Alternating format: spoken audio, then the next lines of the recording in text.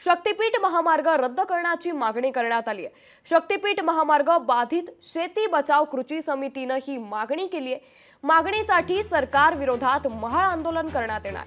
सांगलीतील स्टेशन चौक येथे हे आंदोलन करण्यात येणार आहे। जोपर्यंत शक्तीपीठ महामार्ग बंद करत नाही तोपर्यंत आंदोलनाचा इशारा देण्यात आलाय।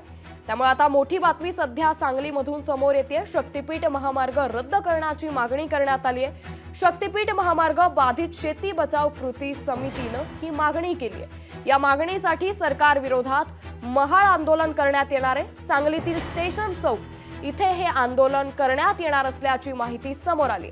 जोपर्यंत शक्तीपीठ महामार्ग बंद करत नाहीत तोपर्यंत आंदोलनाचा इशारा देण्यात आलाय।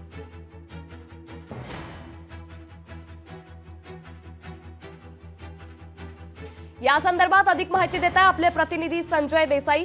संजय, शक्तीपीठ महामार्ग रद्द करण्याची मागणी करण्यात आली आहे। शक्तीपीठ महामार्ग बाधित शेती बचाव कृती समितीने ही मागणी केली आहे। काय अधिक अपडेट या संदर्भात? अंकिता, गेल्या अनेक दिवसांपासून शक्तीपीठ महामार्ग होऊ नये यासाठी शेतकऱ्यांनी बरेच मोठ्या प्रमाणात आंदोलन केले होते। या अगोदर रास्ता रोको केला होता। जिल्हाधिकारी कार्यालयाच्या इथं धरणे आंदोलन सुद्धा करण्यात आलेलं होतं।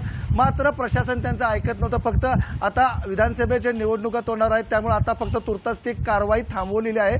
पण यांचं म्हणणं आहे की त्या संदर्भात केंद्र सरकारने GR काढावा की हे शक्तीपीठ महामार्ग बंद करावं। सांगली जिल्ह्याचं म्हटलं तर औदुंबर आहे, त्यानंतर कोल्हापूरची नरसोबावाडी आहे। या मार्गावरून कोल्हापूरहून हा शक्तीपीठ पुढे जातो। यामुळे अनेक हजार हेक्टर शेती ही खराब होणार आहे। त्यामुळे यावरून रस्ता जाणार, त्यामुळे जे काय त्यांना मोबदला मिळाला होता ते मोबदला मिळत नाही आहे। आणि शेतकरी म्हणतात की आम्हाला परत शेती पाहिजे आहे, यासाठी आम्हाला पैसा नको आहे, यासाठी हे आंदोलन चालू आहे। या आंदोलनाचा शेवटचा भाग म्हणून आज सांगलीतल्या स्टेशन चौक येथे हे मोठ्या प्रमाणात आंदोलन करणार आहे। सरकारचं त्यांनी श्राद्ध गाठलेलं आहे आणि मोहोळ घालून याचा निषेध करणार आहेत। अंकिता, नक्कीच संजय, धन्यवाद आपण दिलेल्या सविस्तर माहितीबद्दल।